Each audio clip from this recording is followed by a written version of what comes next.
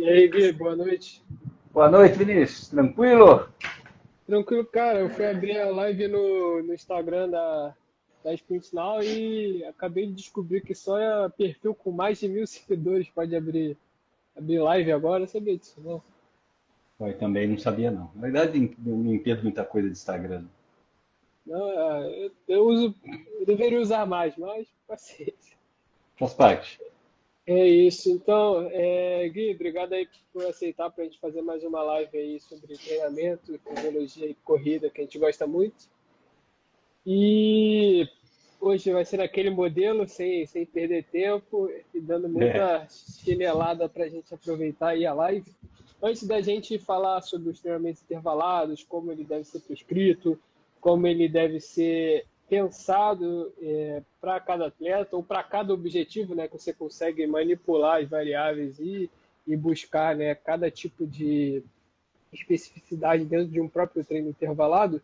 Eu queria que você pudesse introduzir para a gente, né, sobre a zona 3, o que acontece, quais são as adaptações, como a gente pode delimitar essa zona para depois a gente começar a bater esse papo aí sobre o treinamento intervalado, né? Não adianta a gente falar de treinamento sem entender o porquê fazer ele. Boa. Então vamos lá. A zona 3, caracterizada, né, nos domínios de intensidade criados pela cinética de oxigênio, a zona 3 é denominada domínio severo, onde qualquer intensidade dela, mantida até a exaustão, faz com que o consumo de oxigênio seja alcançado. Essas intensidades são menores que a máxima, algumas, a própria máxima, dita do VO2 máximo, e algumas intensidades supramáximas, porém não tão supramáximas assim, vamos dizer. Por quê? Porque senão, se for muito acima da intensidade do VO2 máximo, o tempo de exercício vai ser tão restrito, tão pequeno, que a cinética do oxigênio não vai permitir alcançar o VO2 máximo, não dá tempo. O atleta entra em exaustão antes do VO2 alcançar o máximo. Então, a maior intensidade de exercício, onde o VO2 alcança o VO2 máximo, é o teto, o limite superior da zona 3, denominada domínio severo. A menor intensidade de exercício, onde o VO2 também alcança o máximo, é o piso ou limiar da zona 3, domínio aí, exato. E isso varia, Vinícius, mais ou menos entre 85% e 90% do VO2 até algo em torno de 130%, 140% do VO2. Ou seja, nessa amplitude aí de 90 a 140, se o atleta for na exaustão, vamos dizer assim, algumas intensidades acontecem antes da exaustão, o atleta atinge VO2 máximo. Okay? E pensando no teu modelo de trabalhar entre zonas baseado na velocidade crítica, baseado a partir de dois testes, essa zona de intensidade seria a velocidade dos 5.000, como a gente já conversou em outras lives, até qual intensidade? Boa. É lógico que a precisão disso dependeria do teste. Como nós não trabalhamos com isso e não achamos necessário, ou a pessoa faz o teste da velocidade crítica, ou usa a V5000 para pessoas que têm um 5000 ali 20, sei lá, de 15 a 20, 22 minutos. Talvez a V4000, se a pessoa for muito lenta, né? E for ter esse 4000 aí na casa também de 20 minutos, 20 e pouquinho, então seria o piso, né? O teto seria para algumas pessoas V400 metros, para algumas que são melhores corredores, talvez V500, para quem é muito, não é bem condicionado, V300, mas geraria em torno aí de 1 minuto, mais ou menos. Então, vamos colocar que ela tem um teto na V 1 minuto e tem um piso mais ou menos na V 20 minutos. Isso é muito interessante, porque isso acaba traduzindo para uma individualidade biológica do condicionamento físico que a pessoa tem. Porque ela, se a gente determina a mesma distância para pessoas diferentes, elas vão atingir aquela distância em tempos diferentes, então repercussões fisiológicas vão ser também diferentes, né? Isso é muito interessante. E então, qual é o benefício que a gente tem em treinar em zona 3 intensa, se hoje a gente é sufocado pelo treino leve, pelo treino de rodagem? Então, qual é o objetivo desses treinos? O que eu treino em zona 3? Perfeito, então vamos lá. Primeiro, é uma questão curiosa aí dentro do que você falou, né? E isso não diminui a importância desses treinos, de ditos treinos de rodagem, né? Mas, deixando bem claro que o treino de zona 3 ele tem adaptações específicas que as outras zonas não têm. A primeira é um treino mais eficiente para desenvolvimento cardiovascular. Antigamente se falava de base cardiovascular para fazer treinamento. Não é bem assim. As maiores adaptações cardiovasculares que interessam ao desempenho de endurance são feitas pelo treino intervalado mais forte e não pelo treino de rodagem. O treino de rodagem ele é mais periférico, né? Então ele tem adaptações mais de capacidade oxidativa muscular, como nós já vimos. Então essa é a primeira questão. Bom, como um dos pressupostos para aumentar o VO2 máximo é treinar próximo dele ou na intensidade dele, e ele é o que delimita essa zona, vamos dizer assim, o maior benefício fisiológico, tá? O maior benefício fisiológico de treinar na zona 3 é o aumento do consumo máximo de oxigênio. Ponto.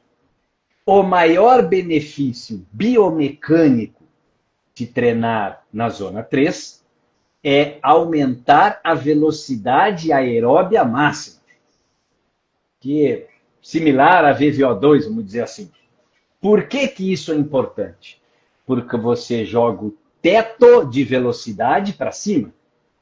E se a pessoa tem 15 por hora de van, de velocidade aeróbica, e ela quer correr uma maratona a 12 por hora, 5 por quilômetro, ela teria que sustentar a velocidade, ela teria que sustentar 80% da velocidade aeróbia máxima dela.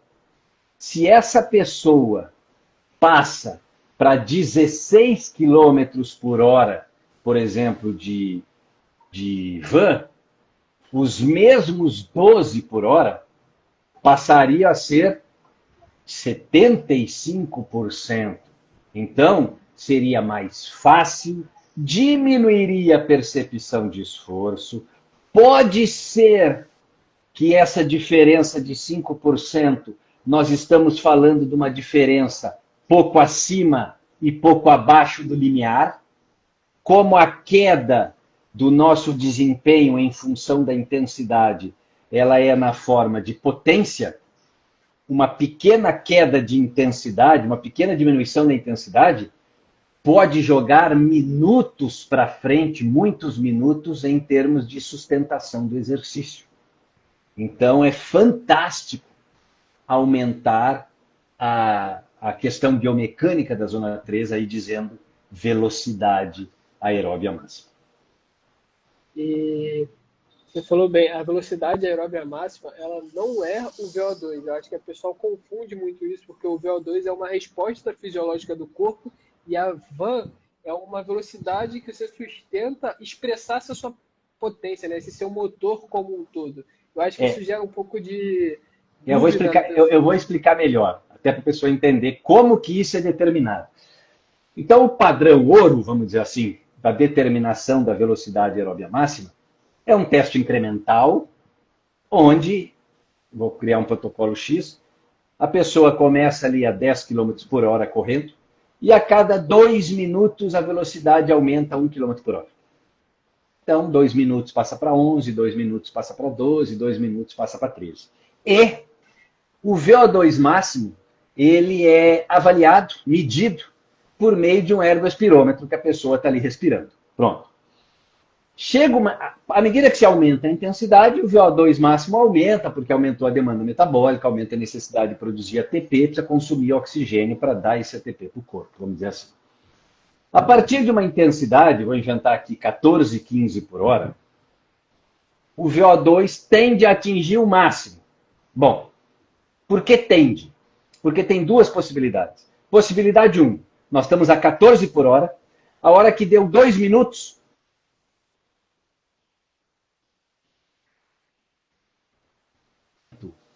de 14. Esse aumento. É porque apareceu um negócio sozinho no celular aqui. Esse aumento de 14 para 15 por hora aumentou a velocidade e o VO2 não aumentou. Então, qual é a velocidade onde o VO2 atingiu o máximo? 14 por hora. Porque 15, o VO2 foi igual a 14. Então, qual foi a primeira velocidade que o VO2 alcançou o máximo? 14. Mas o cara aguentou a correr até 15. Sim, teve uma grande contribuição do metabolismo anaeróbio para compensar um pouco esse ATP que foi produzido, mas que não veio do consumo de oxigênio, que ele não aumentou. Então, é definido como VO2 máximo, o valor 40, 42, 50, que foi alcançado em 14 km por hora. 14 km por hora é a velocidade aeróbia máxima, ou a VVO2. 15 km por hora, que foi a velocidade final do teste, é chamada de velocidade pico. Ponto. Porém, em algumas pessoas, em alguns protocolos, você aumenta de 14 para 15, ou se for atleta de 20 para 21, e o VO2 aumenta. E aí a pessoa entra em exaustão. E não teve o platô no consumo de oxigênio, ou seja, ele atinge o máximo e depois se mantém. Na verdade, a pessoa entrou em exaustão, com teoricamente o VO2 ainda aumentando. Ou seja, a velocidade final do teste coincide com o maior valor de VO2. Isso é chamado de VO2 pico. E aquela velocidade final pode ser a velocidade pico do VO2, ou a velocidade do VO2 pico. Bom, então, no fundo, elas são diferentes. A VVO2 não necessariamente é a velocidade final do teste. A velocidade pico é a velocidade final do teste. Perfeito. E isso Certo? deixa também essa contribuição da importância de entender um pouco da cinética do VO2, porque o treino intervalado, essa magia, esse quebra-cabeça é muito interessante, porque você consegue atingir o VO2 de diferentes formas e mesmo a cinética do VO2 ter um comportamento, vamos dizer, linear em relação à intensidade. Isso, então vamos pensar bem na lógica. Tá? Se a gente faz esse teste e determinamos que a velocidade associada ao VO2 máximo é 18 por hora. Aí outro dia o atleta vem, aquece e tal, e é colocado na esteira para ele correr a 18 km por hora até não aguentar mais. Isso é chamado de teste limite de tempo na intensidade do VO2 máximo, o T-limite a 100%. E arredondando, esse atleta fica 5 minutos.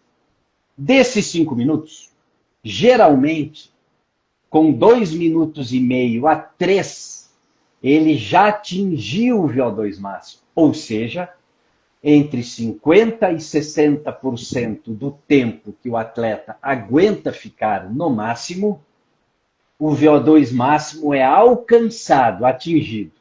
E o resto, o atleta faz suportando a fadiga, a exaustão, com grande contribuição do metabolismo anaeróbio e parará. Ponto. Só que isso que eu estou falando é na intensidade do próprio VO2, 100%. Se eu coloco 90% e peço para o atleta atingir o VO2 máximo, como a demanda metabólica de 90 é menor do que 100, A cinética do VO2 de aumento é mais lenta. Então o VO2 não vai alcançar o valor máximo com 2 minutos e meio, 3. Ele vai alcançar com 4, 5, 6 minutos. Por quê? Por causa da demanda metabólica menor que a de 100%. Mas se você mantiver esse exercício até próximo da exaustão ou na exaustão, o atleta vai alcançar VO2 máximo sim. Ponto. Se você escolhe uma intensidade de exercício supramáxima, 110, 120, a demanda metabólica é maior que o 100%. Quer dizer que a cinética do oxigênio vai ser mais rápida que a do teste a 100%. E o VO2 máximo vai ser alcançado antes de 2 minutos e meio, 3. Vai ser alcançado com 1 minuto e meio, 1,45, 2. Só que, talvez com 2 minutos e meio, 3, o atleta já entrou em exaustão. Ok? Então isso é importante também colocar aí. E aí acaba tendo um tempo em VO2 máximo pequeno para gerar mais adaptação aeróbica, né, que a gente está querendo aqui para os corredores, atletas, ciclistas.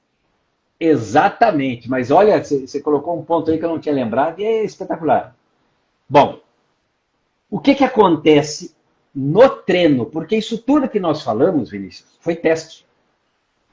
Agora, por que o treino ele tem uma característica interessante?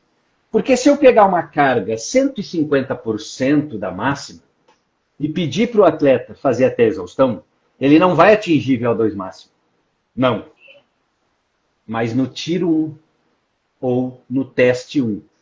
Se eu colocar testes seguidos, vamos dizer que é um treino intervalado seguido, 150, descansa como se for o Tabata, 10 segundos, 150, descansa 10 segundos, 150. Lá pela terceira, quarta carga, o atleta vai atingir o VO2 máximo, mas olha que interessante. Numa carga que durante o teste não foi preconizada como carga de VO2 máximo. Não é carga de zona 3, é carga de zona 4, domínio extremo. Por que é de zona 4? Porque essa carga, 150%, quando foi pedido para o atleta fazer até exaustão, o atleta não conseguiu atingir o VO2 máximo. Por quê? Porque a fadiga veio tão rápida que, mesmo com a cinética de aumento rápido do VO2, não deu tempo de alcançar o máximo. Então, olha como a avaliação é uma coisa, treinamento é outra. Perfeito. E isso entra nas variáveis do treinamento intervalado, que são muito importantes para a gente conseguir prescrever, tendo nossa âncora máxima, e a partir dali você conseguir fazer ali uma prescrição bem feita. Eu queria que você falasse para a gente quais são as variáveis que a gente tem que se preocupar durante a prescrição de treino intervalado e quais são os possíveis erros que você costuma observar na prática que outros treinadores têm ou que você já usou muito de forma equivocada e hoje você usa de forma mais assertiva. Não sei se ficou claro. Então, como é um método muito intenso, ou melhor, como é uma adaptação fisiológica, um fenômeno fisiológico muito intenso, o VO2 máximo, né, ele é, como nós estamos falando ali, é alcançado entre 90% e 130%, por exemplo, nós quase não conseguimos fazer isso com treino contínuo. Talvez um treino de 4 km contra o relógio, uma parte desse treino você vai estar em VO2 máximo, né? Porque geralmente a gente usa o limite dos 5. Então, teoricamente, correr 5 km contra o relógio, você vai alcançar VO2 máximo ali. Mas, geralmente, o treino ele é na forma intervalada. E quando a gente faz treino intervalado, basicamente, primeiro, 4 variáveis são extremamente importantes. Primeiro, a intensidade do tiro. Então, 90, 100, 110, 120, 150, sei lá quantos por cento do VO2 máximo que ela vai fazer o treino. Segundo, qual a duração? Quanto tempo você vai suportar, vamos dizer assim, esse treino? Então, segunda informação. Terceiro, qual a duração do intervalo? Né? Por quê? Porque conforme for, o intervalo for muito longo, o VO2 vai diminuir demais, vai quase voltar ao valor basal, e você vai demorar muito tempo de novo para atingir o VO2 no segundo tiro. E qual a intensidade do intervalo? Então, baseado nessas 4 variáveis, intensidade do tiro, tamanho do tiro em distância ou em tempo, tempo de intervalo e intensidade do intervalo, você molda a cinética de oxigênio do treinamento. Então, essas 4 variáveis são as principais. Depois entra quantos tiros o atleta vai fazer. Vai ter série, não vai ter série. O que é que ele vai fazer no intervalo, se é ativo, se é passivo, aquela história toda. Bom, segunda pergunta. Quais os principais erros no treinamento? 2. Primeiro, escolha de uma intensidade muito alta. Se a intensidade for muito alta mesmo, você vai ter que corrigir o treino por um encurtamento do tamanho do tiro. Quanto maior for a intensidade que você escolher, menor vai ter que ser a duração desse tiro, para que não gere uma fadiga tão grande já no primeiro tiro e acaba com o treinamento. Então, essa é a primeira questão.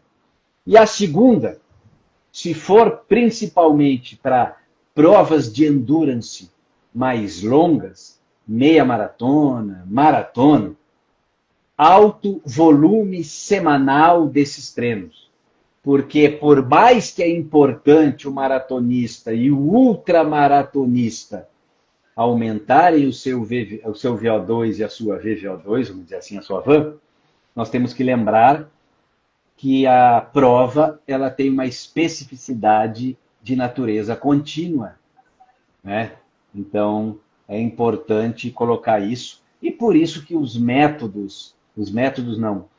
modelos de distribuição do treinamento geralmente contemplam, no máximo, 20% do treinamento no domínio pesado, aí na zona de VO2 máximo. Exceto se você for trabalhar com um modelo de distribuição em bloco, que aí, por algum motivo, durante 2 semanas, 3 semanas no máximo, você faz, 3, 4 blocos de HIIT, treinos de HIIT na semana.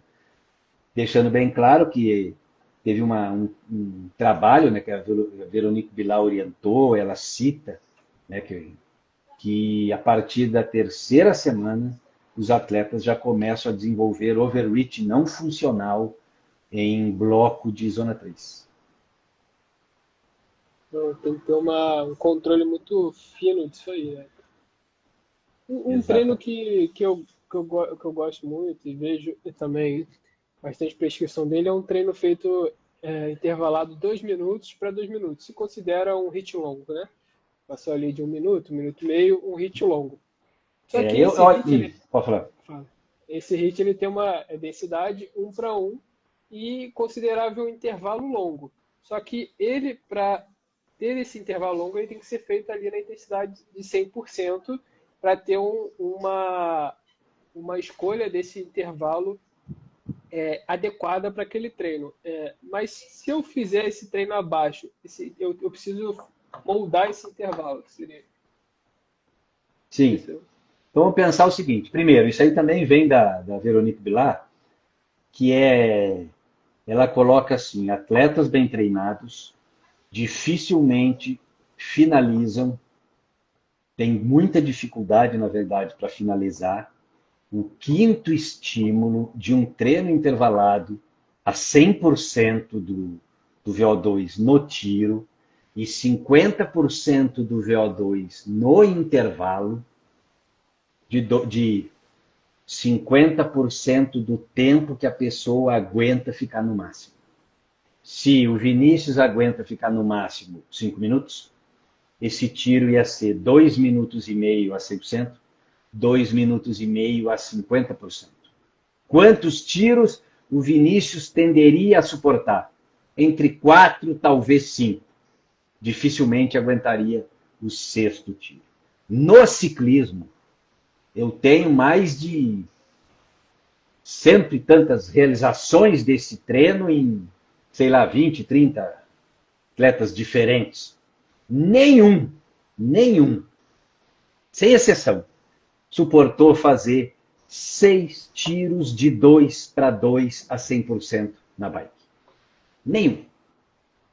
Eu falando de atleta que foi vice-campeão brasileiro de ciclismo, que ganhou a etapa da Volta de São Paulo, e também atletas amadores. Então, é pesado. Isso é bom para o pessoal. Ah, não, mas eu passo para o meu aluno e ele consegue. Então, talvez não esteja na intensidade. 100%. Talvez não. Eu te falo com 100% de certeza que não está na intensidade correta ali do 100%. Né? Então, mas deixando bem claro que, por exemplo, tem treinos aí, tiros de 1.000, 4 minutos, descansando 2. Pô, é um intervalo curto para um esforço longo para treino de VO2. Quer dizer que esse treino não é 100%. Até porque, se o cara for aguentar, na média, 5 minutos a 100% e vai dar um tiro de 4 minutos, ele já está resistindo no primeiro tiro 80% do que ele aguenta. Ele não vai terminar nem o segundo tiro. E também essa recuperação aí não é suficiente para poder manter a intensidade, né? Exatamente. Exatamente. Perfeito. Então a gente melhora a potência neuromuscular, melhora a potência cardíaca e também a psicológica, né, nesses treinos. Isso, mas você colocou uma coisa certa. Tem outras vantagens do HIIT aí.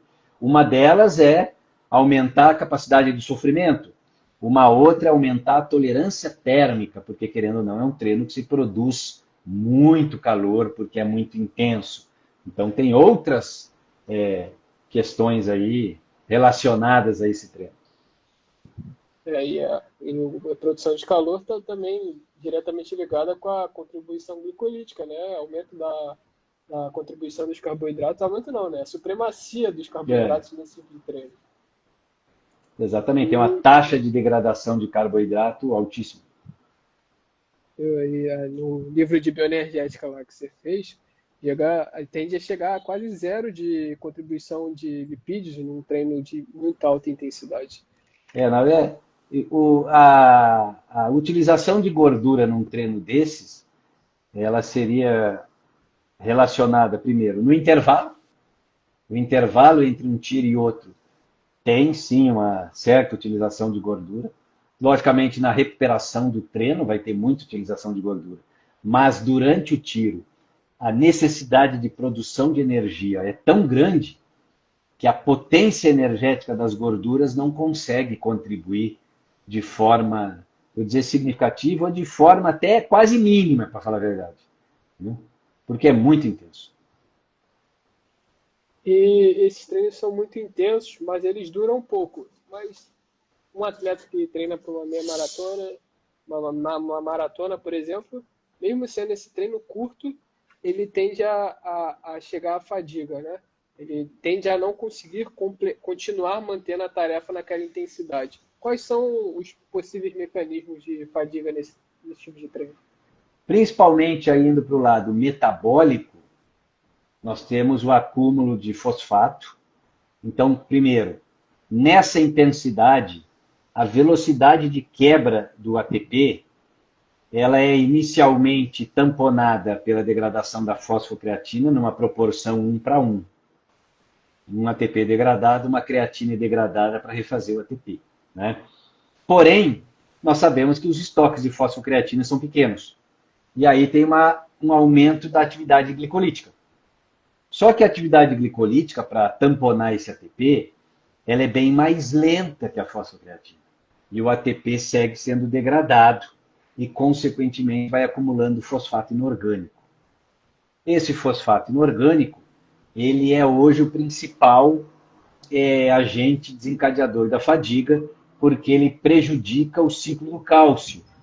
E o cálcio, ele é liberado pelo retículo sarcoplasmático durante a contração muscular para ativar o processo contrátil, né? Ele se liga lá na troponina C e promove, vamos dizer assim, a contração muscular. Se tem menos cálcio liberado, logicamente a força, a potência da contração muscular vai ser menor e a pessoa perde aí desempenho. Paralelamente a isso, essa alta atividade glicolítica, né, e essa alta quebra de ATP, que é um fenômeno que depende da água, a quebra do ATP é hidrólise, essa quebra do ATP produz hidrogênio. E esse hidrogênio, ele diminui o pH, então ele promove uma acidose metabólica.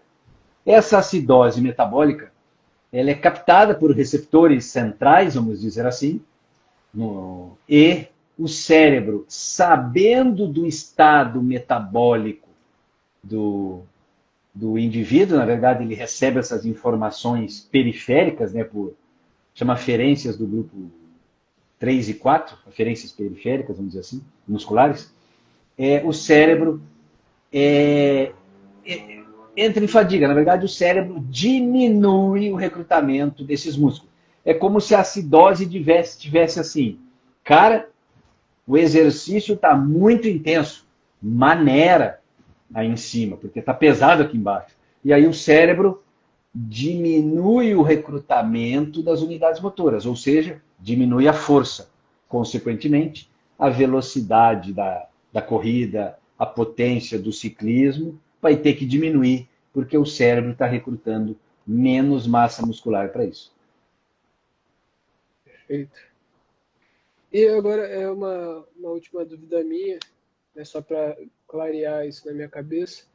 Quando eu vou fazer esses treinos intervalados mais longos, 2, 3, até 4 minutos, eu dou prioridade em treinar a parte da VAM, literalmente, da velocidade aeróbia máxima e também contemplando a capacidade aeróbia máxima, que seria o VO2.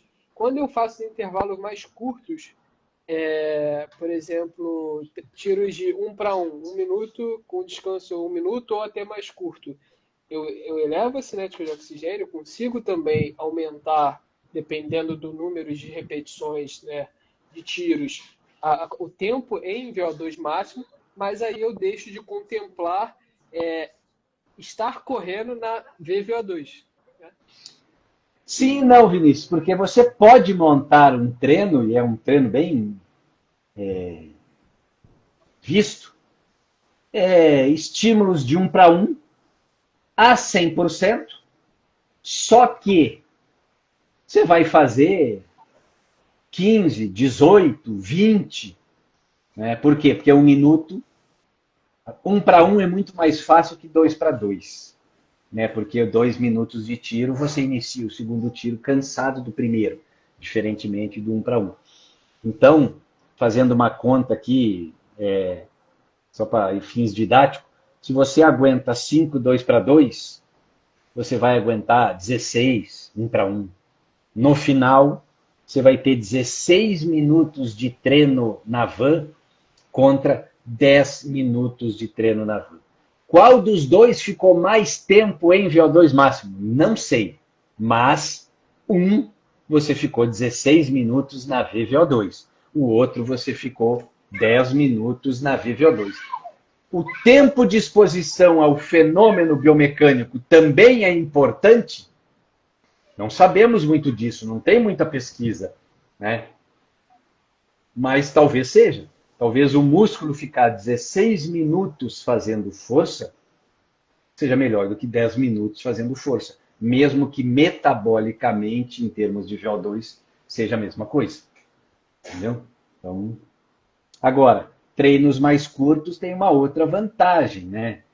Tipo 15-15, 30-15 é um teste, mas é um treino famoso em time de futebol, por exemplo, né? Ele te permite, se você for fazer em forma supramáxima, você treinar mais também o lado da economia de corrida, ciclo alongamento e encurtamento. Então tem um trabalho que relaciona, inclusive, sprints de 50 metros com a mesma eficiência do treino de salto vertical para melhorar a economia de corrida. Então, você vê que pode ter outras vantagens embutidas no treinamento. Talvez o tiro de 1.000, você treina muito mais o VO2 e nem tanto, vou inventar, a economia de corrida. Mas é lógico que treina, mas não tanto igual um tiro de 50 metros. Mas aí o tiro de 50 metros você tem que montar numa proporção para que ele também seja de VO2. Entendeu? Então, Que é um fator que, ao longo das repetições, o VO2 começa a ser expresso de uma magnitude maior do que a anterior, para ele, em tal momento, ficar em estado estável e consumindo mais oxigênio, né? exatamente. Cara, Guilherme, muito bom estar conversando com você, aprendendo junto. Não sei se tem algum tópico que você queira comentar extra aí sobre essa zona, que você acha importante, deixar É, alguma, uhum. pode falar, Esses dias atrás. Pode falar, pode falar. deixar alguma, eu ia terminar falando, deixar alguma contribuição a mais, mas que eu acho que todas as perguntas que eu planejei, estudei, acho que foram. Foram muito, não, e muito bem feitas. Esses dias atrás saiu uma revisão interessante, uma meta-análise aí sobre VO2, dizendo que para atletas de endurance, amadores, vamos dizer assim, ou treinados, mas não da elite, não saiu da elite, treinar 2 vezes por semana é o suficiente. E que não viram melhora em treinar 3 vezes por semana em relação a 2. Então, pode ser um ponto, uma informação importante aí para nós que estamos mais relacionados, vamos dizer assim, a atletas amadores. Top. Dois é melhor que um é melhor que zero, mas três não É, é melhor, não, talvez não seja melhor que dois. exatamente. Entendi. É Perfeito. o famoso um é pouco, dois é bom, três é demais. É isso, Guilherme. Obrigado aí pela Valeu, resposta. Deu certinho. Riquíssima live. Obrigado aí. Seguimos construindo corredores. Obrigado, Gui. Até a próxima. valeu, Vinícius. Obrigado, boa noite. Tchau, tchau.